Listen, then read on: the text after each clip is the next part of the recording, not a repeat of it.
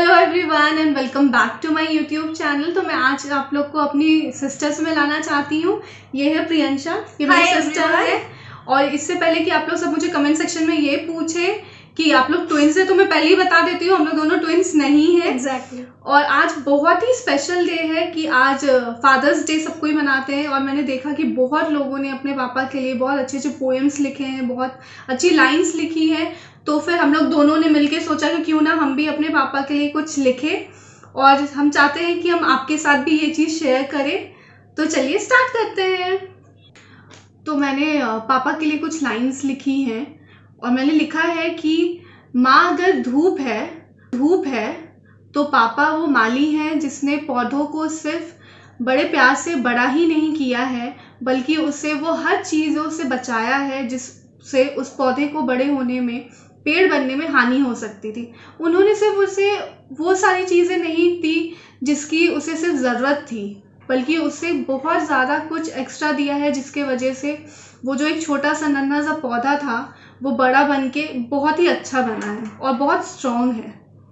तो चलिए स्टार्ट करते हैं पोएम के साथ।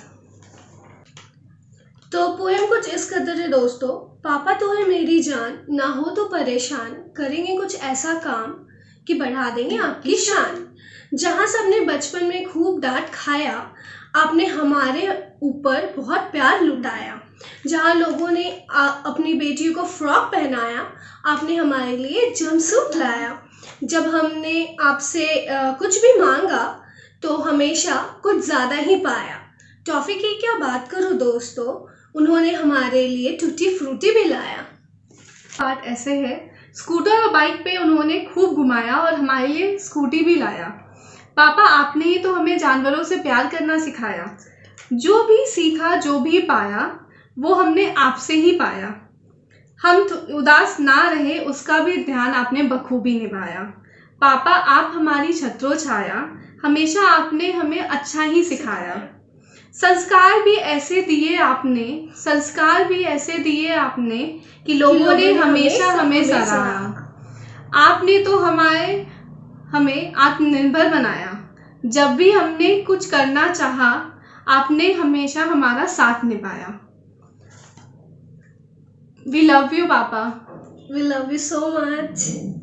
क्या होता है कि हम अपने मम्मी के बारे में बहुत चीज़ बोल देते हैं, बहुत सारी चीज़ें ऐसे होते हैं जो लिख भी देते हैं, बट शायद जब भी बात पापा की आती है तो हम या तो बहुत इमोशनल हो जाते हैं या फिर हमारे पास शब्द नहीं बचते कि उनके बारे में हम क्या लिखें। बस हम लोग ने एक छोटा सा ट्राई किया है कि जो भी हमारे पापा ने किया है हमारे लिए, उसके लिए तो हम शायद ही पापा को कभी थैंक यू बोल सकते हैं, क्योंकि वो कभी अगर एक थैंक यू बोलने के बाद भी वो कभी पूरा नहीं हो पाएगा कि जितना कुछ भी उन्होंने आज तक हमारे लिए किया। जिस जगह पे हम आज हैं वो सिर्फ उनके वजह से ही है, और उनके बिना शायद हम लोग कभी कुछ कर भी नहीं पाते। कोई भी डिसीजन या कुछ भी, जो भी चीज़ हमारे घर का बहुत इम्पोर्टेंट चीज़ होता है वो पापा ही डिसाइड करते हैं। ऐसा नहीं है कि पापा ने हमारे ऊपर अपना कोई डिसीजन ऐसे डाला है, बल्कि पापा ने हमेशा हमें ये बताया कि तुम्हें जो भी पसंद है, जो भी तुम लोगों को अच्छा लगता है, तुम वही करो और कुछ ऐसा करो जिससे कि हमें भी प्राउड फील हो और तुम्हें भी ऐसा लगे कि हाँ तुमने कुछ किया है। और तो जैसे हर्षिता ने आपको बोला कि उसने कि हमारे पापा ने हमें सिखाया है कि हम कुछ अलग करें, तो उस पर मैंने एक और लाइन लिखी है जो है, जब भी हमने कुछ अलग करना चाहा तो हमेशा आपको हमने साथ पाया। जब भी कुछ हमने अलग करना चाहा तो हमेशा आपका साथ पाया। आत्मनिर्भर बनो बेटा कहकर उन्होंने हमारा हौसला बढ़ाया। तो हमारे पापा हमें कभी प्रेशराइज नहीं करते कि तुम कॉमर्स लो, साइंस लो, तुम्हें जिस चीज़ में इंटरेस्ट है, जिस फील्ड में इंटरेस्ट है, तुम उस जगह जाओ, but you have to perform your best, you have to give your best.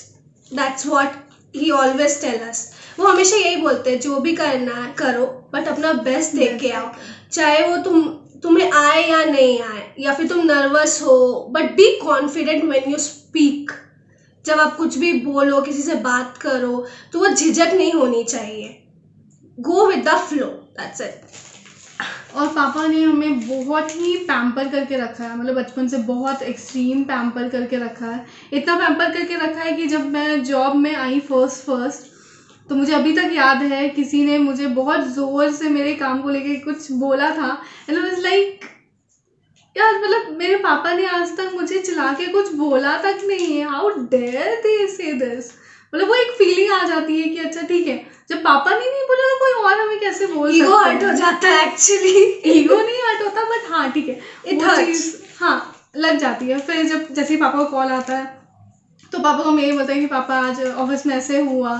और क्या है कि बचपन से लेके आज तक, मतलब सुबह जब भी हम उठते हैं, मतलब बचपन में जब स्कूल जाते थे तो हमें पापा ही उठाते थे, और उसके बाद अभी भी जब तक हम ऑफिस जा रहे हैं जब, तो कॉल वो हमेशा कॉल करते हैं, हमें उठाते हैं, उठ गए तुम लोग, ऑफिस चीज़ पहुंचे कभी या change नहीं नहीं हुआ पहुंचे, it is like as it is. मतलब कुछ भी चेंजेस नहीं हुए हैं। और बहुत कोई मुझे ये बोलते हैं कि मैं बिल्कुल अपने पापा जैसे दिखती हूँ। हमें अपने पापा जैसे बहुत ज़्यादा सिमिलैरिटीज़ हैं मुझ में और मेरे पापा में। मैं बहुत ज़्यादा इमोशनल हूँ और मेरे पापा भी बहुत एक्सट्रीम इमोशनल हैं। वो क्या करते हैं, वो एयरपोर्ट में जब भी मैं मतलब बैंगलोर से रांची जाती हूँ तो वो क्या करते हैं, मतलब 15 मिनट्स पहले वो मुझे छोड़ के भाग जाते हैं। वो इसलिए नहीं भागते क्योंकि मतलब मैं रोने लगूँ,